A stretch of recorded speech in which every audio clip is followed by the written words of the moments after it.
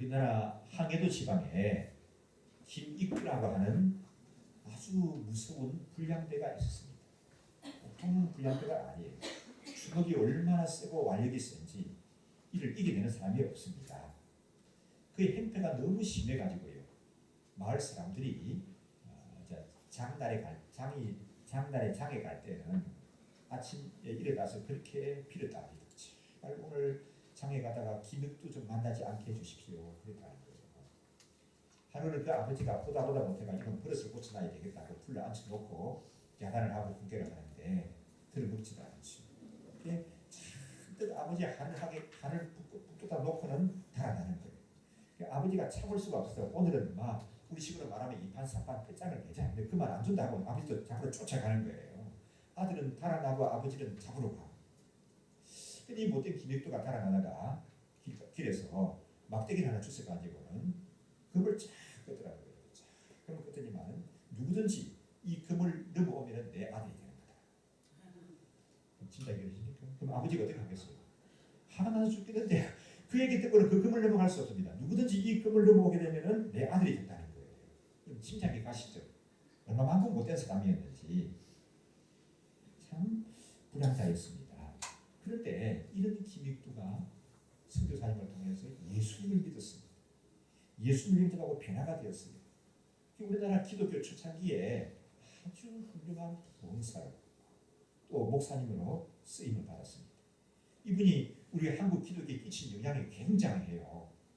또 이 신유의 은사가 있어가지고 대단해가지고 이 김익두 목사님이 기도 부흥의 집회에 가서 기도하게 되면은 많은 병자들이 나왔대요. 저는 연배 차이가 있기 때문에 이분을 직접 뵙지는 못했습니다. 그런데 이분을 통해 가지고 안전병이가 펄떡 일어났다고 하는 그런 얘기도 전해지고 있습니다. 참 대단한 목사님이시죠. 불량배 김익두.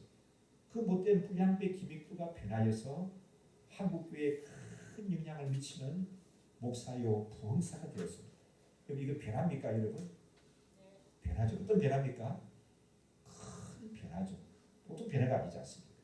그런데 오늘 말씀에 보게 되면은 오늘 본문 말씀에 보게 되면은 이것보다도 더 큰 변화가 기록이 되어 있습니다.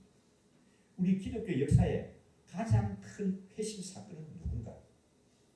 이 김승만이가 변하여서 예수님을 믿게 된 겁니다. 이것도 큰 변화인데 그보다 더 큰 변화가 누군가요? 오늘 말씀 속에 있는 겁니다. 누구가 하면은 이 핍박자 사울이 변하였어. 전도자 바울로 변화됩니다. 이 기독교의 가장 큰 핵심의 사건이에요. 그러면 예수님 이후로 오늘날에 이르기까지 가장 위대한 신앙의 인물을 꼽는다면 누구를 꼽을 수가 있죠? 사도 바울입니다. 사도 바울이에요. 오늘 말씀을 살펴보면서 주께서 주시는 은혜를 함께 나누기를 원합니다. 자, 그러면 핍박자 사울이 어떤 사람인가 하는 모습을 우리가 좀 살펴봐야 하겠는데 우리 9장 1절의 말씀을 한번 살펴보실까요? 9장 1절 이렇게 있습니다. 사울이 그의 제자들을 대하여 여전히 율법과 살기가 분명한 원리를 제자들에게서 그 보니까 여전히 예수 믿는 사람에 대해서 이협과 뭐가 등등하다고?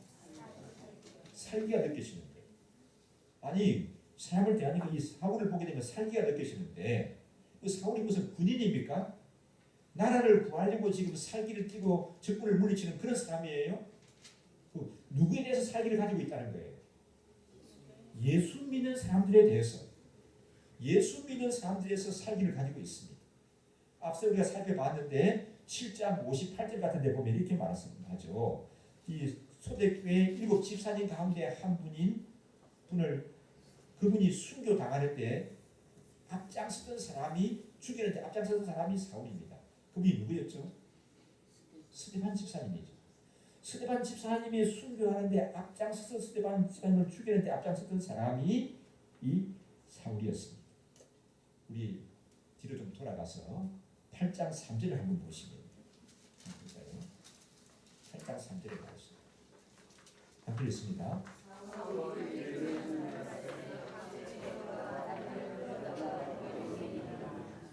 예수 믿는 사람 잡으러 가다가 그냥 집으로 들어가게 되면 그냥 봐줄 수 있잖아요. 집 안에 쫓아 들어가는 거예요. 근데 누구까지 잡아간다고요? 남녀를 잡아간다. 옛날에도 그리고 지금도 그렇지만 여러분 죄를 지어도 여자들은 함부로 못 잡아갑니다. 그렇다고 여자들은 죄를 지어야 된다는 얘기는 안 지어도 된다는 얘기는 아니에요. 여자들을 잡아갈 때는 만약에 남자 경찰이 와서 붙잡아가게 되면 그것도 임금 문제로 요즘 크게 문제가 될 거예요. 여자 경찰이 와서 뭐 잡아간다든지 뭐 붙잡아 간다든지 해야 되지 않겠습니까? 유대인들은 이런 개념이 우리보다 더 강해요. 그러면 남자들을 어떻게 붙잡아간다 하지만 여자들은 쉽게 말해서 손대지 않는 것이 관례거든요. 이데 이 사울은 얼마나 악랄했는가 하면은 집에 들어가서 여인네들까지도 잡아가는 사람이 누구라고요? 사울이었다는 겁니다. 악랄했죠. 그러면은 왜 사울이 그랬는가? 이 사울은 이방인도 아니고 같은 유대인들이 아닙니까? 그 같은 유대인들을 왜 그렇게 박해하고 핍박하고 몸에서 살기가 느껴질 정도로 또 죽이는데 앞장서고 그렇게 악랄하게 했을까? 그 이유가 뭘까요? 그 이유가 뭘까요? 이렇게 생각이 됩니다. 그것은 십자가에 못 박혀 죽으신 나사렛 예수가 하나님의 아들이라는 사실, 이거 인정할 수가 없습니다. 받아들일 수가 없는 거예요. 그리고 이 유대 나라 사람들이 그렇게 기다리고 기다리는 메시아, 구세주, 나사렛 예수가 될 수가 없다는 거예요. 여러분, 나사렛 예수는 하나님의 아들이십니다. 아멘이신가요? 우리의 구원자이십니다. 메시아이십니다. 아멘이신가요? 이거를 사도 바울은 인정할 수가 없다는 거예요. 받아들일 수가 없다는 겁니다. 그리고 율법에 보게 되면 신명기에 그렇게 말씀합니다. 21장 23절에 나무에 달린 자는 하나님께 저주를 받은 자. 이 나사렛 예수가 어디에 매달렸습니까? 나무로 만든 십자가에 매달렸습니다. 죄를 많이 지어서 하나님께 저주를 받아 죽은 거지 어떻게 인류를 구원하는 메시아로서 죽은 것이 아니라는 거예요. 그렇기 때문에 이 사울의 입장에서는 나사렛 예수를 구세주로 도저히 받아들일 수가 없습니다. 나사렛 예수가 하나님의 아들이라는 것은 뭐예요? 뭘 모독하는 겁니까? 신성을 모독하는 거예요. 유대인들에게 있어서 제일 무서운 죄가 뭐죠? 하나님을 모독하는 거예요. 하나님을 모독하는 사람은 끌어내다가 돌을 쳐주게도 아무도 한결 못합니다. 왜 죽였어 사람을? 하나님을 모독했어. 정인력이 이렇게 있어. 잘 죽었네. 죽어도 싸지 그런 사람. 이게 유대인들의 관례이거든요. 그래서 이제 이 사울의 입장에서는 나사렛 예수를 믿고 따르는 사람들을 그냥 둘 수가 없습니다. 그냥 둘 수가 없는 거예요. 그리고 사울의 입장에서는 그런 생각을 가졌기 때문에 그렇게 예수 믿는 사람을 박해하는 것이 하나님을 이해하는 것이라고 생각합니까? 아니라고 생각합니까? 사울의 입장에서 지금 하나님을 이해하는 겁니까? 아닙니까? 굉장히 하나님께 충성한 거라고 생각합니다. 내 믿음에 열심히 이렇게 하는 것이 하나님께 충성하는 것이라고 잘하는 것이라고 지금 생각하고 있는 거예요. 그래서 예수를 믿는 무리들을 잡으려고 어디로 갔습니까? 오늘 말씀을 보니까 어디로 가는 거라고요? 다메섹이라는 지방으로 가게 되었습니다. 그런데 하나님께서는 그런 사울에 대해서 다른 계획을 가지고 계셨습니다. 우리 장로님 기도하면서도 표현하시는데 그렇죠? 자, 우리의 생각과 하나님의 생각은 어떻습니까? 달라요. 우리의 길과 하나님의 길은 다릅니다. 그럼 어떻다고요? 하늘이 땅보다 높은 같이, 하늘이 땅보다 높은 같이 내 길은 너희 길과 다르고 내 생각은 너희 생각과 다르다. 하나님 아버지 말씀입니다. 이 말씀 여러분 믿습니까? 그러니까 또 인도하시는 하나님이에요. 이 하나님께서 사울에 대한 놀라운 계획을 가지셨습니다. 그래서 사울은 핍박하는 것이 하나님을 대적하는 것이고 거역하는 것이라고는 꿈에도 생각하지 못했거든요. 하나님께서는 사울에게 그걸 일깨워 주시는 거예요. 때로는 우리가 주님을 이해한다고 하면서 주님을 대적하는 경우가 꼭 있게 되어집니다. 우리는 정말 교회를 이해한다고 하는데 정작 교회에 도움이 되지 않고 교회에 어떤 아픔을 줄 수 있는 그런 경우가 있을 수도 있다는 사실을 아셔야 하는 거예요. 그렇죠 여러분. 우리 사람들과의 관계에 있어서도 나는 그 사람을 이해한다고 했어요. 근데 그 사람한테 물어보니까 이해하는 게 아니고 더 문제만 어렵게 만들어놨대요. 죄송합니다만 3일절이라고 해서 집에 쉬는데 사랑하는 아내를 도와준다고 해서 이것저것 많이 정리했다고 해서 아내는 모임이 있어 밖에 나갔다가 들어와 보니까 남편은 아내를 위해서 참 정리를 했다고 하는데 살림사는 아내 입장에서 보니까 어떻게 해요? 이거? 정말 고마워요. 그래서 내가 특별한 메뉴로 저녁 시간을 대접해야 되겠다 하는 경우도 있지만 이게 뭐야 이게. 가만히 있으면 되는데 왜 이렇게 해가지고 집안을 막 엉망으로 만들어 놨는가.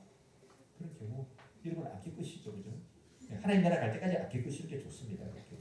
자, 그런 경우가 있지 않습니까? 잘한다고 하는데 상대방에게 상처를 주고 고통을 줄 수가 있는 거예요. 지금 이 사울은 그러지 않습니까? 내가 이 열심이, 이 열정이 하나님 나라를 세우는데 충성하는 것이단 말이야. 그래가지고 다메섹까지 쫓아가서 여자들도 잡아내고 붙잡아 오는 이것이 하나님을 위한 거라고 하는데 하나님 입장에서 볼 때는 이게 하나님이 위한 겁니까? 아닙니까? 아니라는 거예요. 아니라는 거예요. 형제가 많은데 이 어린 녀석이 어떻게 말을 안 듣는지 몰라요. 그 부모님도 못 갈고. 그러니까 형이 하루는 아버지 어머니 있는데 풀을 내가지고 요놈을 갖다가 두들겨 패니까 그래서 볼 수가 없다. 그럼 아버지 어머니 마음이 어떨까요? 잘한다. 내가 못하는 것을 내가 하는구나. 계속해라. 그러겠습니까? 여러분 이 부모 앞에서 제일 불효가 뭐라고 하는 것은 형제가 그 앞에서 싸우는 거예요. 부모님 앞에서.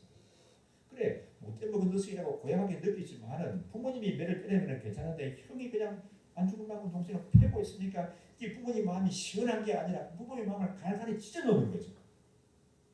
그 부모님 마음을 잘 모르는 형은 내가 아버지 어머니를 위해서 내가 그러는 거라고 하는 거예요. 그 아버지 어머니 입장에서 볼 때 그게 이해하는 겁니까? 그게 아버님에게 도움이 되는 거예요. 다시 본문으로 돌아가서 보십시오.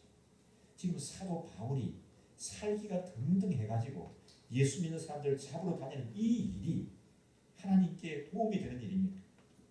하나님 나라를 위한 일입니까? 하나님의 영광을 위한 거예요? 아니라는 거죠. 그래서 하나님께서는 이 사도 바울이 되기 이전에 사울에 대한 놀라운 계획을 가지셨는데 이 사울의 생애에 최고의 변화가 일어납니다. 아주 놀라운 일이 일어나는데 그 3절의 말씀 한번 읽어보실까요? 함께 읽습니다.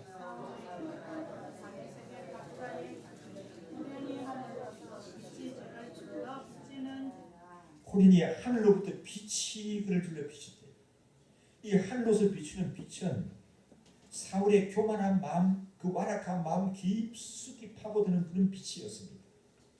빛만 나타난 것이 아니라 그게 누가 나타나셨어요? 부활하신 예수님. 사울이 그렇게 미워하는 부활하신 예수님이 나타나셨습니다. 그래서 사울은 그 예수님이 나타나시니까 어때요? 서 있을 수가 없습니다. 땅에 엎드려졌습니다. 그것은 이 교만한 사울의 자아가 깨어지는 순간입니다. 누구에게나 고개 숙일 줄 모르고 항상 목에 힘주고 당당하게 살아가는 것이 이 사울이었습니다. 그런데 이 사울의 교만이 무너지는 거예요. 한순간에 사울의 교만이 무너지고 말았습니다.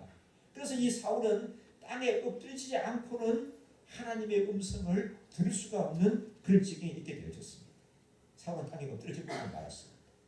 그때 부활하신 예수님의 음성이 또 들리는 겁니다. 뭐라고 말씀하죠? 사울아 사울아 내가 어찌하여 나를 핍박하느냐. 사울아 사울아 내가 어찌하여 나를 핍박하느냐. 그렇게 말씀합니다. 이 장면을 사도행전 26장에 보게 되면은 이제 그때는 사울이 변화해서 사도 바울이 되어서 좀 더 자세하게 기록하는 것을 볼 수가 있습니다.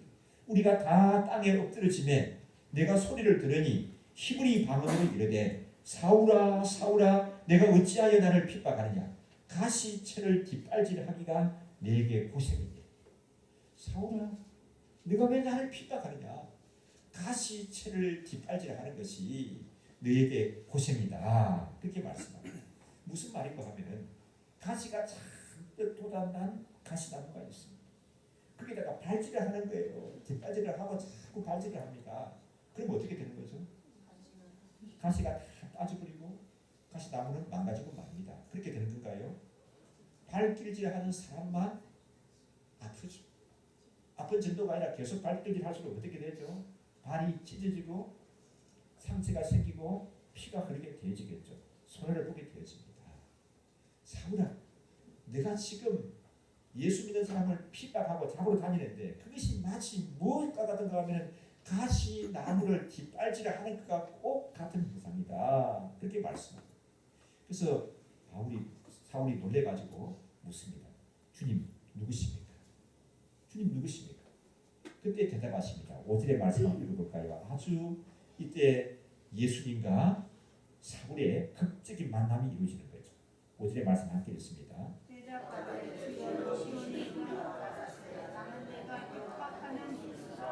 예. 누구십니까? 누구라고요? 예수다. 어떤 예수라고요? 너가 핍박하는 예수. 나는 너가 핍박하는 예수라. 그렇게 답변하는 것을 볼 수가 있습니다. 여기서 핍박자 사울이 완전히 녹아났습니다. 변했어요. 여러분, 완전히 변한 걸 몇 도 변했다고 하죠? 360도가 더 많은데요. 360도 변했다고 하죠? 숫자는 많지만 360도 변한 걸 하나도 변한 게 아닙니다. 180도 변하는 게 변하는 건데 이 사울이 여기서 완전히 180도 변하게 되어지는 겁니다. 그래서 사흘 동안을 보지도 못하고 먹지도 못하고 마시지도 못하고 완전히 그 가운데 변화가 되었다. 그렇게 말씀합니다. 이때 장면을 또 빌립보서 2장을 보면 이렇게 말하죠. 무엇이든지 내게 유익하던 것을 내가 그리스도를 위하여 다 해로 여길 뿐더러 그리스도를 아는 예수 그리스도를 아는 지식이 가장 고상하고 귀하게 여기게 되었다는 거죠. 사도 바울에게 있어서 이 이후로는 너 보물이 뭐냐? 누가 가장 귀하냐? 여러분에게 가장 귀한 것이 무엇입니까? 물어보면 뭐라고 대답하십니까? 우리 김 집사님은 가장 귀한 것이 무엇입니까? 물어보면 뭐라고 대답할 수 있을까요? 사도 바울에게서는 뭐라고요? 나사렛 예수. 그가 그리스도이시고 나의 구원자이시다. 이런 고백을 가지게 되는 것입니다. 그래서 이 사울이 나사렛 예수를 구세주로 영접하게 됩니다. 예수 그리스도 앞에 모든 것을 내려놓게 되는 거예요. 그 과정이 17절부터 있는데 17절부터 한번 읽어보실까요? 19절까지 함께 읽겠습니다.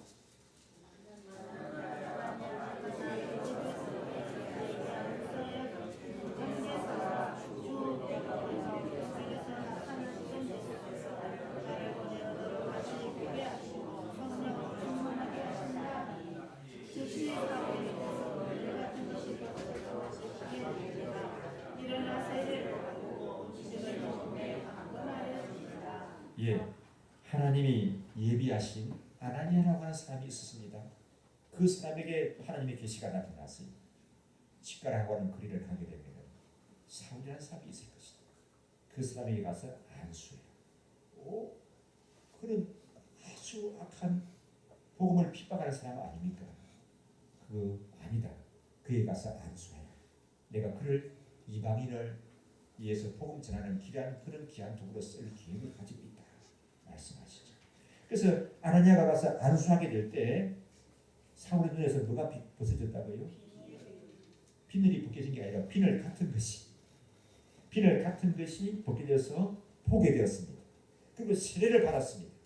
음식을 먹었습니다. 힘을 얻게 되었다. 그렇게 말합니다. 그러니까 사울이 완전히 다른 사람, 새 사람이 되었습니다. 사울이 얼마나 많고 변화되었는가 보여주는 것이 20절의 말씀. 한번 읽어보실까요? 실로 각 회당에서 예수의 하나님의 아들이심을 전파하니. 즉시로 각 회당에서 예수가 누구라고요? 하나님의 아들이십니다. 이 3일 전에는 어땠습니까? 예수를 하나님의 아들로 믿는 사람은 다 죽인다 말이에요. 그러면서 쫓아다니는 사람 아닙니까? 그런데 3일 후에 어떻게 하는 거예요? 예수는 하나님의 아들, 나사렛 예수는 하나님의 아들이라는 것을 힘써 전파하게 됩니다. 22절에 한번 보십시다. 사울은 힘을 얻어 예수를 그리스도라 전파하여 다메섹에 사는 유대인들을 부르고 20절 보면은 사울은 힘을 더 얻었어. 예수를 그리스도라 증언하고. 그래서 다메섹에 사는 유대인들을 당황하겠다. 다메섹에 사는 사람들이 야 우리 뭔지 모르겠는데 이 꿈이냐 이게. 어떤 사울이라는 사람이 저렇게 나올 수가 있지. 무슨 전략인가? 우리를 붙잡아갈 전략인가? 뭐 그렇게 생각할 정도였습니다. 사도행전 9장에 작은 한 부분 속에서 이런 놀라운 변화가 일어났다는 것을 기록하고 있습니다. 오늘 말씀은 영적인 변화를 얘기하고 있거든요. 영적인 변화. 그럼 영적인 변화는 어떻게 해서 되어지는 것인가? 한 세 가지 말씀을 드리겠습니다. 첫째로요. 영적인 변화는 내 자신이 예수님을 인격적으로 만남으로 말미암아 이루어지는 거예요. 영적인 변화는 어떻게 이루어지는 거라고요?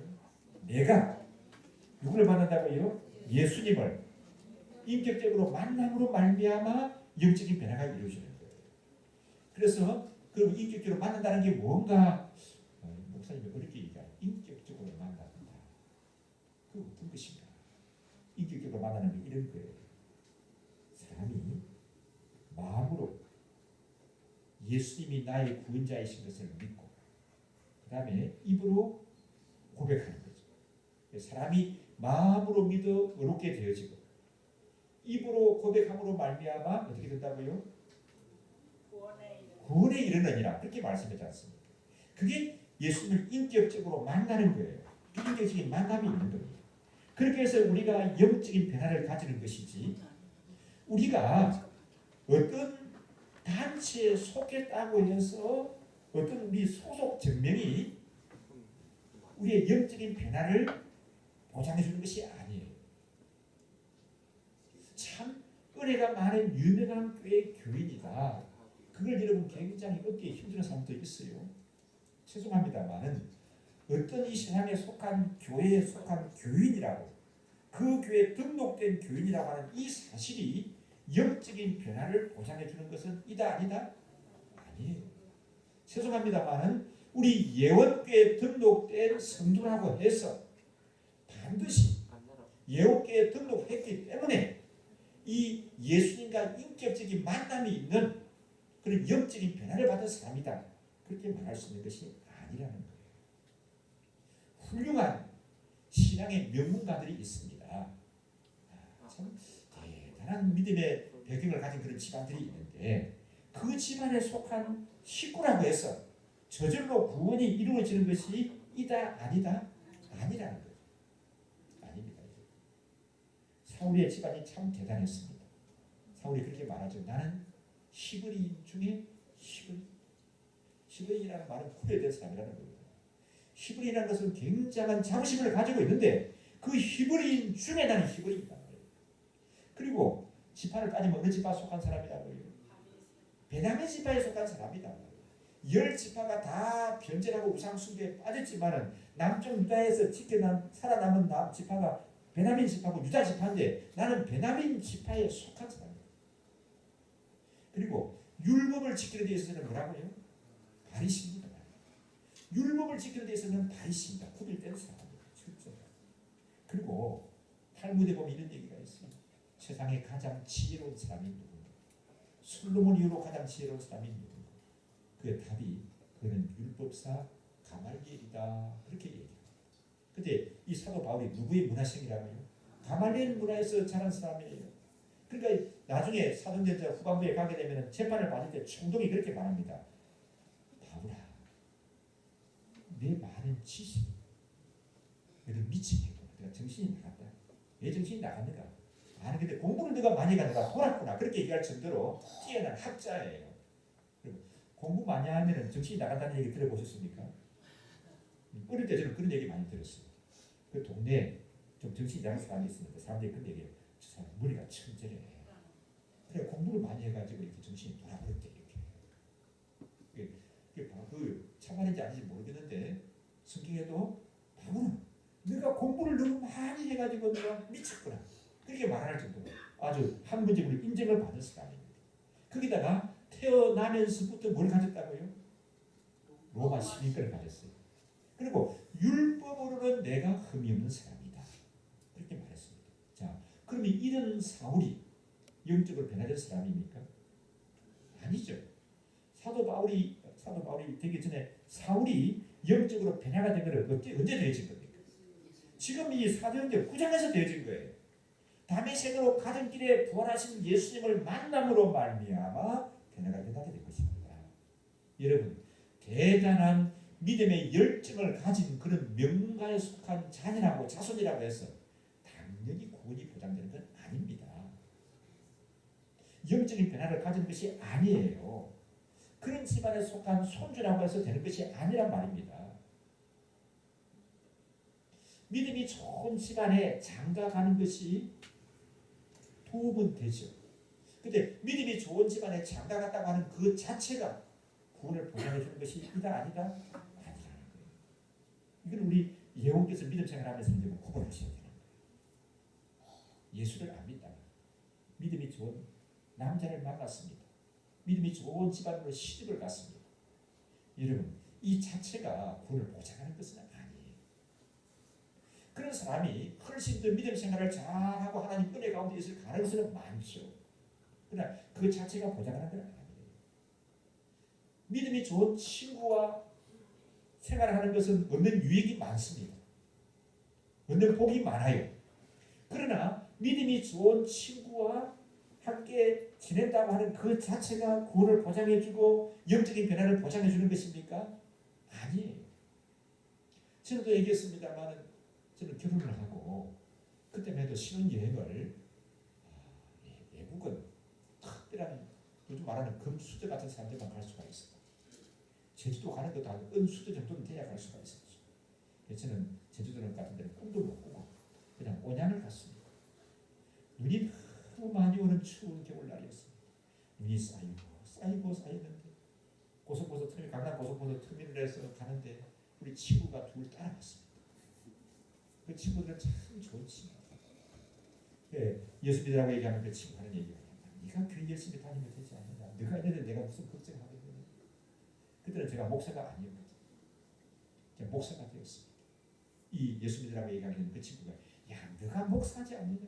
그리고 내 고등학교 친구 아무래도 목사다. 내 주위에는 목사가 2명이나 있는데 뭐가 필요해 대체. 이거 필요 아닐까요?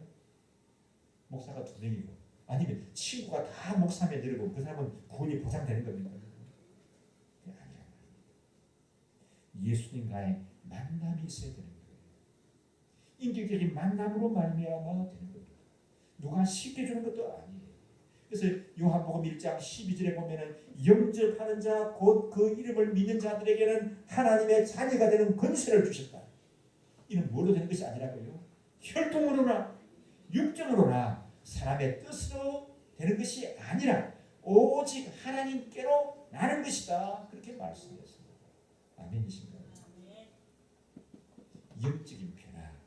두 번째로 생각할 수 있는 것은 이 영적인 변화는 성품이 착한 것, 도덕적으로 올바른 것하고는 구별하셔야 됩니다. 성품이 착하고 도덕적으로 올바르고 정의롭다고 해서 영적인 변화를 가진 사람이다. 그렇게 볼 수는 없습니다. 그러면 예수님을 만나게 되면 예수님을 구세주로 영접하게 되면 그 삶의 성품의 변화가 옵니까? 와요. 인격도 성숙하게 됩니다. 예수님을 만나게 되면 예수님을 구세주로 영접하게 되면 성품이 변하고 인격이 성숙하게 되는 거예요. 왜냐하면 성령 하나님께서 그 속에 계셔서 내 힘으로 감당할 수 없는 그런 일들이 이루어지는 거예요. 되어지는 겁니다. 변화가 오는 거예요. 그러니까 처음에 설교 시작할 때 누구를 예를 들었죠? 김익도 목사님. 여러분 얼마나 잘 집중하고 있는가 싶어 여쭤보는 겁니다. 김익도 목사님 예를 들었습니다. 이 김익도 목사님에 관한 재미나는 얘기가 많이 전해져요. 이분이 이제 예수를 막 믿고 변화가 돼가지고 끌어넘쳐요. 절대 끌어넘쳐요. 열정이. 그래서 막 전국을 다니면서 붕치들을 인도하거든요. 하루는 자 그때는 뭐 기차가 있는 것도 아니고 뭐 이거 버스가 있는 것도 아니고 그래서 다니고 잘하면 말 타고 다니고 있는데 그래서 산을 넘어가게 되었습니다. 대를 인도하기 위해서. 여름 날인데 산 중턱에 올라가다가 너무 힘이 드니까 나무 그늘이 있어 그 앉아서 쉬었대요. 좀 있으니까 덩치가 큰지만 흑흑거리고 오더니만은 너무 많이 잃었어. 우리 금방지게 앉아서 하더만은 다 짜고 들어 두들겨 패더라는 거예요. 이 김윤도 목사님이 이 주먹도 세지만은 내기도 좋아가지고 가만 맞아줬대요. 시간 두들겨 맞았어요. 그는 이제 다 때렸냐? 너 다 때렸니? 하니까 다 때렸다고 그러더래요. 그래서 한 번이 팔을 꽉 잡았대요. 압력이 얼마나 세는지 팔에게 부러질까 봐 빠져나갈 수가 없어. 내가 뭔지 아느냐? 근데 내가 김익두다 하니까 얼굴이 그냥 사색이 되는 거죠. 난 내 죽어봐야지. 쉽게 말해서 난 뼈도 못 치운다. 그러니까 이 사람이 그런 표현을 짓는 거예요. 그때 이 김익두 목사님이 그렇게 얘기했다는 거 아닙니까? 유명한 말 무슨 말이죠? 내가 예수를 믿고 복은 내가 받는 거야. 옛날 같으면 죽었어. 봐준다고 살았다는 거죠. 뭐예요 이게 여러분요? 예수 믿고 변화된 겁니다. 인격이 변화가 되고 성품이 변화가 되는 거예요. 예수 믿고 변화가 되는데 그러나 우리가 알아야 할 것은 착한 성품을 가졌다고 해서 저절로 변화되는 건 아니에요. 예수님을 믿고 그 사람의 인격이 변화가 되고 성품이 변화가 되는 것과 원래부터 착한 성품을 가진 것하고는 차이가 있습니까? 없습니까? 있어요. 이걸 오늘 구별하셔야 되는 거예요. 구별하셔야 됩니다. 착한 성품을 가졌다고 해서 저절로 영적인 변화가 이루어지는 것이 아닙니다. 도덕적으로 선하고 우리 주위에 그렇게 말하지 않습니까? 아무개는 뭐가 없어도 살 사람이다. 법이 없어도 살 사람이다. 왜? 그 사람들은 법이 없어. 법이 필요가 없어. 그래도 참 천사 같은 누구보다도 잘 살 사람이다. 그런다고 해서 그 사람에게 영적인 변화가 저절로 따라오는 것은 아니라는 거예요. 태어나면서부터 참 착한 성품을 가진 사람이 있습니다. 그래요 여러분은? 그런 사람 못 보셨어요? 많죠. 태어나면서부터 착한 성품을 가진 사람이 있어요. 그렇다고 해서 저절로 영적인 변화가 이루어지는 게 아니라는 거예요. 그 사람에게서. 내가 도덕적으로 올바르고 천성이 착하다고 해서 저절로 영적인 변화가 따르고 구원이 이루어지는 것이 아니라는 말입니다. 보다 좋은 환경에서 살기 때문에 좋지 않은 환경에서 사는 사람들보다도 더 착하고 선한 사람들이 있습니까? 없습니까? 있어요. 많이 있습니다. 제가 태국을 자주 가잖아요.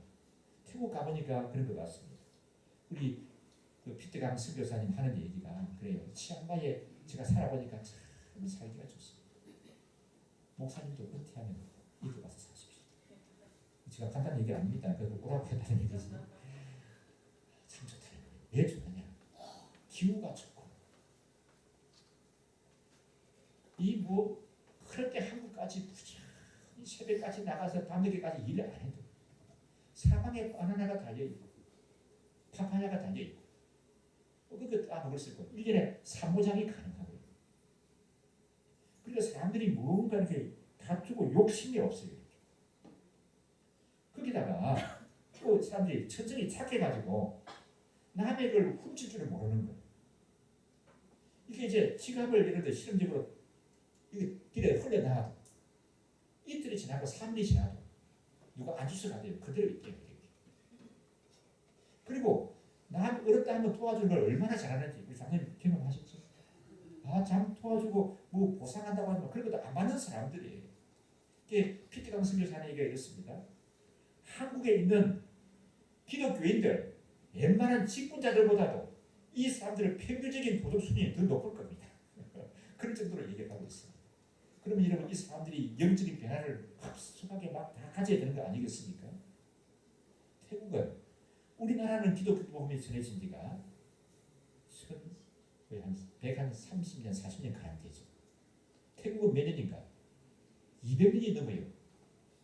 근데 그 나라의 기독교 복음화율은 0.5%가 안 됩니다. 뭘 말합니까? 도덕적으로 착하고 천선적으로 착하다고 해서 이 저절로 복음을 받아들이고 영적인 변화를 가져오고 하나님의 자녀가 되는 것이 이다 아니다? 아니라는 거예요. 그럼 영적인 변화는 뭘로 되는 거라고요? 누구를 만남으로 말미암아? 예수님을 인격적으로 만남으로 말미암아 되는 겁니다. 예수님이 나의 구원자이시고 나의 주님이시라는 사실을 마음으로 믿고 내가 입으로 고백하는 이런 만남을 통해서 이 예수님을 영접함으로 말미암아 되는 것인 줄 믿습니다. 여러분들에게 이런 고백이 있으십니까? 여러분들에게 이런 예수님과의 만남이 있으십니까? 여러분요?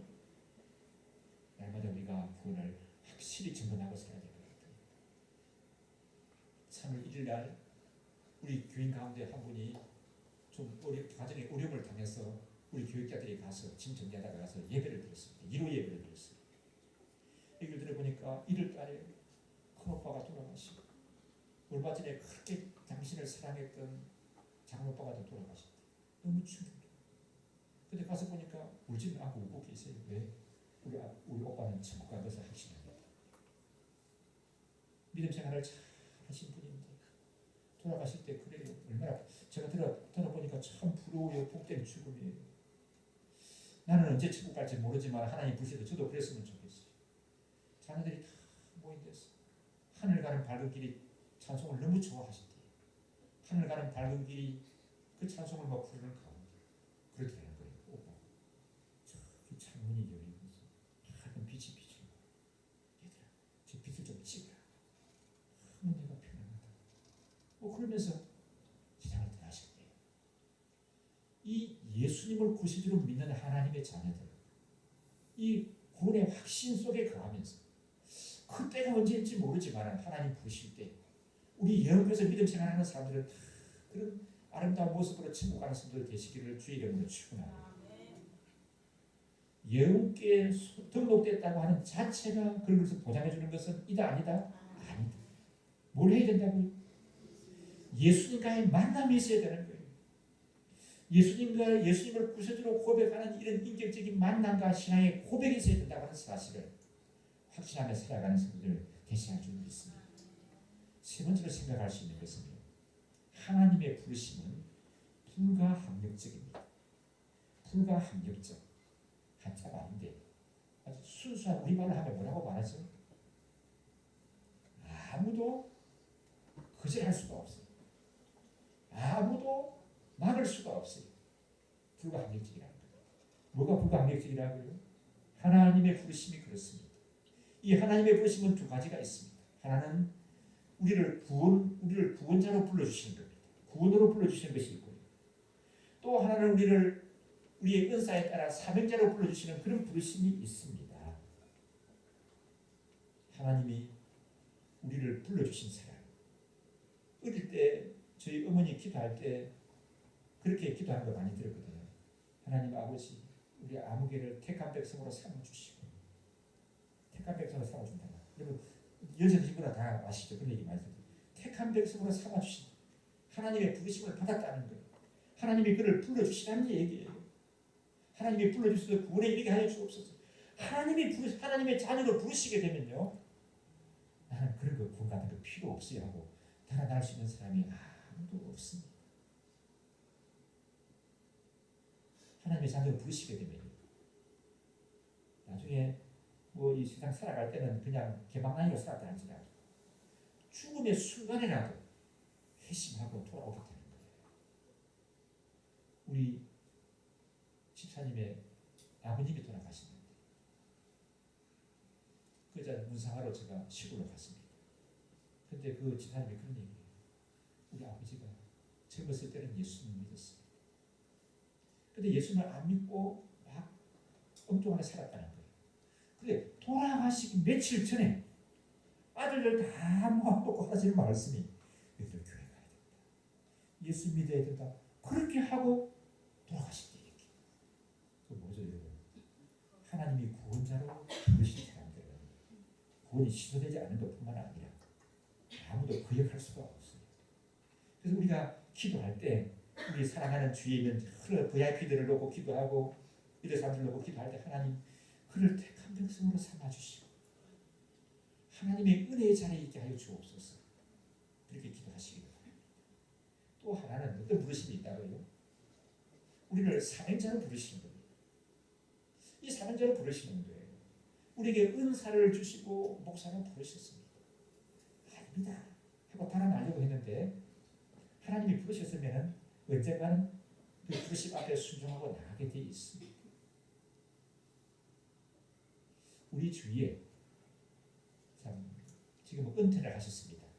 그 사모님이 우리 교회 여러 차례 오셨고 누구라 하면 여러분 아실 수 있는 분이에요. 그 사모님이 시골에서 자랐는데 서울의 명문대학을 졸업을 했습니다. 그런데 사람이 착하고 믿음 좋고 그런 참 열심히 있는 처녀예요. 그러면 여러분 자라나면서 무슨 얘기 많이 들었을까요? 친자리 두지 안 갔어요? 목사 사모감이다. 목사 사모하면 좋겠다. 저렇게 믿음도 좋고 열심도 있고 성품도 착한데 그게 자기는 아니라고 부인했대. 그 정말 예수 잘 믿는 거는 좋은데 목사 사모 되고 싶지 않더래요. 왜? 지금은 좀 낫습니다만 어릴 때 시골에서 자랄 때 뭐 가난하게 어렵게 사는 목사를 보면서 또 그 자녀들 어렵게 사는 거 보면서 내가 대학까지 나와가지고 뭐 목사 사모 어린 목사 사모에서 길을 그려야 되나? 다 거절했다는 거예요. 그런 중간에 다 거절했대. 그래서 참 인물도 좋고 성품이 좋은 그 고향 사람을 만나가지고 결혼을 했습니다. 그 사람은 사업을 하는 사람이었습니다. 목사한테 이제 목사 사모 안 된단 말이에요. 왜? 사업하는 사람에게 시집을 갔습니다. 그 남자하고 만나가지고 딸을 셋이나 낳았습니다. 그 따님도 여러분 누구라면 아실 수 있는 분이에요. 우리 교회와 뭐 관계된 그런 분입니다. 근데 그 사모님 하는 얘기가 내가 사모 안 한다고 달아나. 하나님 부르시면서 달아나. 딸을 셋이나 놓고 살아가는데 하나님이 내 남편을 뭘로 부르시더라? 목사로 부르시더라는 거예요. 그 자기가 뭐가 됐어요? 사모가 됐다. 하나님이 내 남편을 목사로 불러봤으니까 나는 뭐 이제 더 이상 어떻게 달아날 수도 못하고 목사가 되고 그래서 물어보죠. 그래서 구애하세요. 너무 행복해요. 너무 행복해요. 그래서 그 큰 딸은 또 목사 사모예요. 그 아이가 그 손주가 우리 유치원을 졸업을 했어요. 그렇습니다. 하나님의 부르심은 뭐라고 여러분요? 아까 좀 어려운 문자를 써서 불가항력적이다. 하나님의 부르심을 아무도 거역할 수가 없어. 아무도 막아설 수가 없어. 그래서 핍박자 사울이 부르심을 받아서 복음 증거자 바울이 되어졌고 기독교 역사에 예수님 이후로 가장 위대한 신앙 인물은 누구라고요? 사도 바울입니다.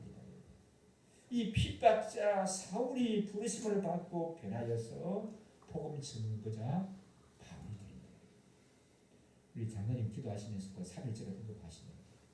이 3.1절 만세 운동을 주도하고 여러분 계획을 하고 주도한 사람들이 다 우리 기독교 신앙을 가진 사람들이었습니다. 물론 33인 중에 천도교에 속한 사람들이 많이 있습니다만 그 사람들은 죄송합니다만 숫자는 많지만 주도적인 역할을 한 것들은 다 기독교인이었습니다.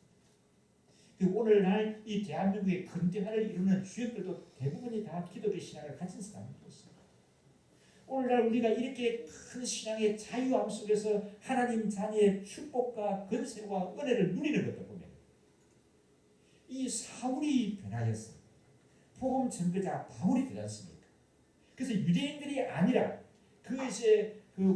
아시아 땅에서 넘어서 구라파로 마게도냐로 가게 되고 로마로 가게 되고 스페인으로 가게 되고 그래서 그 복음이 온 이방 땅에 널리 전하게 되어졌습니다. 오늘날 저와 여러분도 이렇게 하나님께서 허락하신 이 복음 은혜 안에서 권세와 능력과 복을 누리는 성도들이 되신 줄 믿습니다. 아멘이신가요? 하나님께서 다메섹으로 향하던 그 사울을 불러서 하나님이 돌이키심으로 말미암아 이런 놀라운 역사가 있었다는 사실들을 우리가 놓치지 말아야 할 줄 믿습니다. 우리 15절 말씀 한번 읽으실까요? 함께 읽습니다. 주께서 가라사대 가라 이 사람은 내 이름을 이방인과 인본들과 이스라엘 자손들 앞에 하기 택한 자의 그릇이라. 이방인들을 위해서 예수 그리스도의 십자가 복음을 전하는 도구로 내가 불렀다. 그렇게 말씀합니다. 여러분 새 봄과 함께 우리 하나님이 나를 하나님의 자녀로 불러주시다고 하는 이 사실에 대해서 감사드리시고 많은 영적인 성숙과 변화 속에서 힘있게 달려가는 그런 저희들 되시할 줄 믿습니다. 함께 우리 마음을 모아서 기도하기로 원합니다. 하나님 아버지, 내가 하나님을 찾아 나선 것이 아니라 하나님이 나를 불러주신 것 감사합니다. 나에게 은혜를 주신 것도 감사합니다. 부르심받은 이 사람, 날마다 끊임없는 우리 하나님의 은혜 속에서 영적인 변화와 성숙을 가지는 그런 저희들 되게 인도하여 주시옵소서. 봄이 되면 묵은 땅을 기경하듯이 아버지 하나님, 우리 심령의 기경이 일어나게 하시고 우리 삶 속에 기경이 일어나는 그런 놀라운 역사가 있게 하여 주시옵소서. 함께 우리 기도하겠습니다.